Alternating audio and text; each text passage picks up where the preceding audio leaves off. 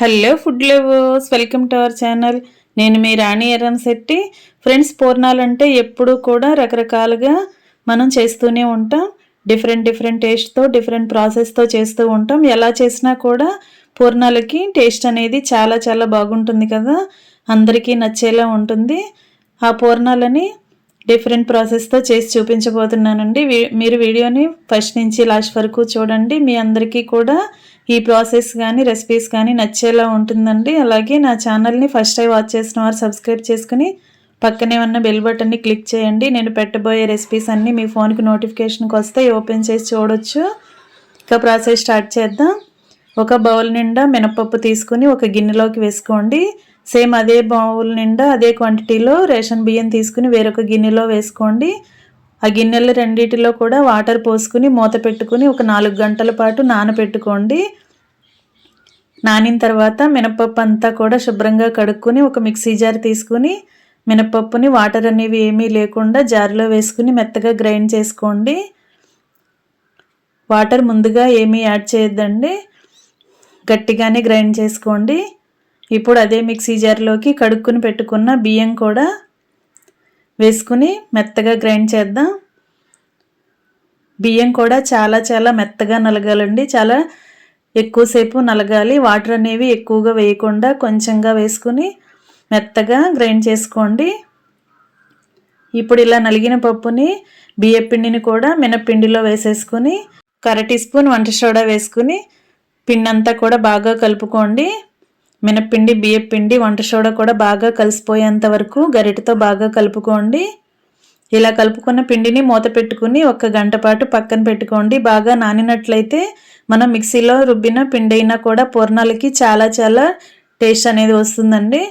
అలా నానబెట్టుకోండి. ఇప్పుడు పై పిండి రెడీ అయింది కదా, ఇప్పుడు లోపల పూర్ణానికి స్వీట్ అనేది రెడీ చేద్దాం. దానికోసం 1 కప్పు నిండా అటుకులు, 1 కప్పు నిండా కొబ్బరి తురుము, 1/2 కప్పు పల్లీలు, 1 కప్పు నిండా బెల్లం తురుము తీసుకోండి.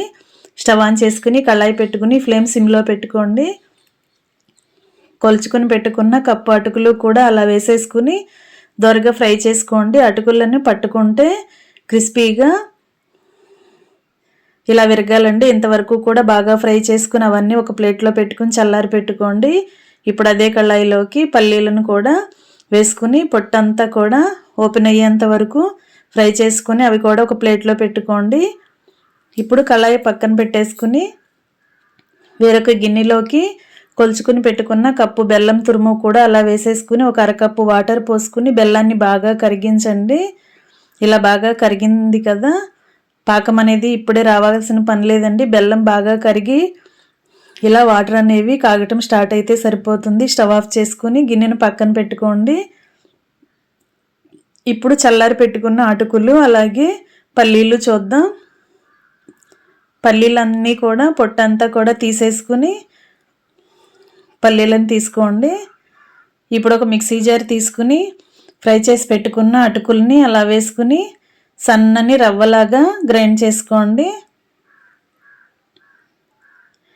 ఇలా అటుకులన్నీ కూడా గ్రైండ్ అయ్యాయి కదా, ఇప్పుడు దానిని ఒక మిక్సింగ్ బౌల్లోకి వేసుకోండి. ఒక గిన్నెలోకి వేసుకోండి. మరి మెత్తని పౌడర్ లాగా చేయాల్సిన పని లేదండి, కొంచెం బరకగా గ్రైండ్ అయినా సరిపోతుంది. ఇప్పుడు అదే మిక్సీ జార్లోకి పల్లీలు కూడా తీసుకుని బరకగా గ్రైండ్ చేసుకోండి. ఇలా గ్రైండ్ అయితే సరిపోతుందండి, అవి కూడా పక్కన పెట్టుకోండి. ఇప్పుడు సన్నగా తరిగిన డ్రై ఫ్రూట్స్ అండి, బాదం పప్పులు, జీడిపప్పుల్ని ఇలా సన్నగా తరిగి పక్కన పెట్టుకోండి. ఇప్పుడు స్టవ్ ఆన్ చేసుకుని కళాయి పెట్టుకోండి. 2 టేబుల్ స్పూన్లు నెయ్యి వేసుకోండి. ఫ్లేమ్ మొత్తం సిమ్లో పెట్టుకోండి. ఫ్లేమ్ తగ్గించేసుకుని మాత్రమే డ్రై ఫ్రూట్స్ని ఫ్రై చేసుకుందాం.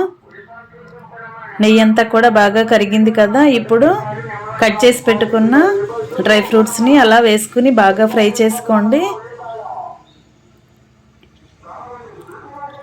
ఇలా కరెక్ట్గా ఫ్రై అయిన తర్వాత అవన్నీ కూడా తీసి గిన్నెలో పెట్టేసుకోండి. ఇప్పుడు అదే కళాయిలోకి పచ్చి కొబ్బరి తురుమును వేసుకుని పచ్చి కొబ్బరి తురుములో వాటర్ అనేవి ఏమీ లేకుండా తురుమంతా కూడా డ్రై అయిపోయేంత వరకు ఫ్రై చేసుకోండి. ఇలా పొడి పొడిలాడుతున్నట్లుగా వచ్చేంత వరకు ఫ్రై చేసుకోండి.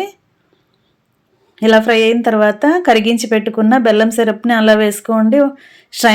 స్ట్రైనర్తో వడగట్టుకున్నట్లయితే బెల్లంలో డస్ట్ అనేది ఏమైనా ఉంటే అలా వచ్చేస్తుందండి. అలా వడగట్టుకోండి. ఇదంతా కూడా కొబ్బరి తురుములో కలిసేంత వరకు బాగా కలుపుకొని పల్లీలను పౌడర్ని చేసుకున్నాం కదా, పల్లీల పొడి కూడా అలా వేసేసుకుని బాగా కలుపుకోండి. పల్లీలన్నీ కూడా బాగా కలిసిన తర్వాత ఫ్రై చేసి మిక్సీ జార్లో వేసుకుని గ్రైండ్ చేసుకున్న అటుకుల పొడి కూడా అలా వేసేసుకోండి. ఇప్పుడు పచ్చి కొబ్బరి తురుము అలాగే పల్లీల పొడి అటుకుల పొడి కూడా వేసేసుకున్నాం కదా. ఇప్పుడు పచ్చకర్పూరం అండి, చిటికెడు పచ్చకర్పూరాన్ని ఇలా పౌడర్ చేసుకుని వేసుకోండి. అలాగే యాలకుల పొడి కూడా వేసుకోండి. పచ్చకర్పూరం వేయటం వల్ల టేస్ట్ అనేది చాలా చాలా బాగుంటుంది. అలా వేసుకోండి. యాలకుల పొడి వేసుకున్న తర్వాత 2 టేబుల్ స్పూన్లు నెయ్యి వేసుకోండి. ఇదంతా కూడా స్వీట్లో కలిసేంత వరకు బాగా కలుపుకోండి. నెయ్యి అనేది ఆవు నెయ్యి వేసానండి, మీరు నార్మల్ నెయ్యి అయినా వేసుకోండి. ఇదంతా కూడా స్వీట్లో కలిసేంత వరకు బాగా కలుపుకోండి.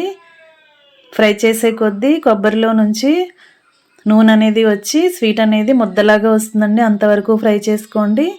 ఒకసారి కొంచెం చేత్తో పట్టుకుని చూసినట్లయితే బాల్ రెడీ అయ్యింది కదా. ఇంతవరకు ఉడికించుకున్న తర్వాత నెయ్యిలో ఫ్రై చేసుకున్న డ్రై ఫ్రూట్స్ అన్నీ అలా వేసేసుకోండి.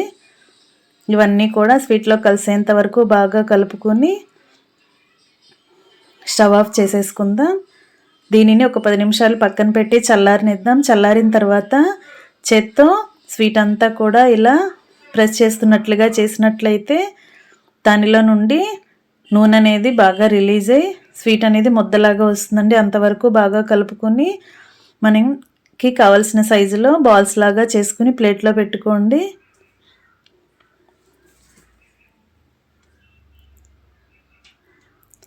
ఇలా అన్నీ కూడా రెడీ చేసి ప్లేట్లో పెట్టుకోండి. మొత్తం రెడీ అయ్యాయి కదా ఫ్రెండ్స్. నా ఛానల్ని మీరు ఫస్ట్ టైం వాచ్ చేసిన వారైతే సబ్స్క్రైబ్ చేసుకుని పక్కనే ఉన్న బెల్ బటన్ని క్లిక్ చేయండి. నేను పెట్టబోయే రెసిపీస్ అన్నీ మీ ఫోన్కి నోటిఫికేషన్కి వస్తాయి.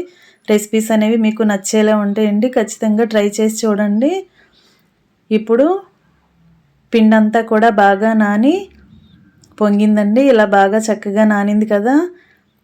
ఇప్పుడు టేస్ట్కి సరిపడా సాల్ట్ వేసుకుని సాల్ట్ అంతా కూడా పిండిలో కలిసేంత వరకు కలుపుకుందాం. సాల్ట్ పైన కొంచెంగా వాటర్ పోసుకొని సాల్ట్ అంతా కూడా పిండిలో కలిసేంత వరకు గరిటెతో బాగా కలుపుకోండి.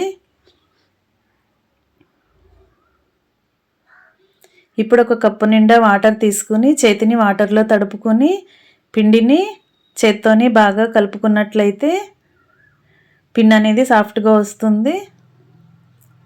ఇలా బాగా కలుపుకోండి. ఇప్పుడు స్వీట్ బాల్స్ రెడీ అయ్యాయి కదా, వాటిని అలా పిండిలో మనకి కనిపించేలా పైన వేసుకోండి.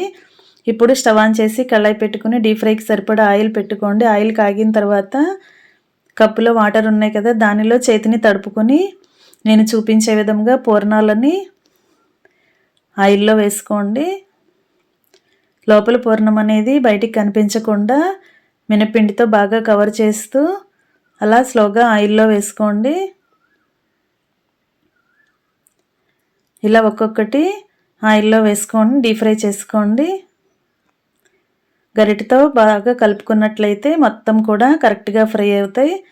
ఇలా క్రిస్పీగా ఫ్రై అయిన తర్వాత గరిటెతో తీసుకుని ఆయిల్ నుండి తీసుకుని ప్లేట్లో వేసుకోండి.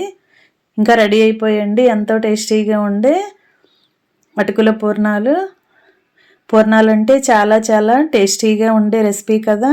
మనం ఎలా చేసినా కూడా చాలా కమ్మగా అనిపిస్తాయి. మీరు కూడా ఖచ్చితంగా ట్రై చేసి నేను చూపించిన ప్రాసెస్తో ఒకసారి వండి చూడండి, మీ అందరికీ కూడా నచ్చుతాయి. ఇంకా రెడీ అయిపోయింది టేస్టీ పూర్ణాలు. Thanks for watching. నేను మీ రాణి ఎర్రంశెట్టి.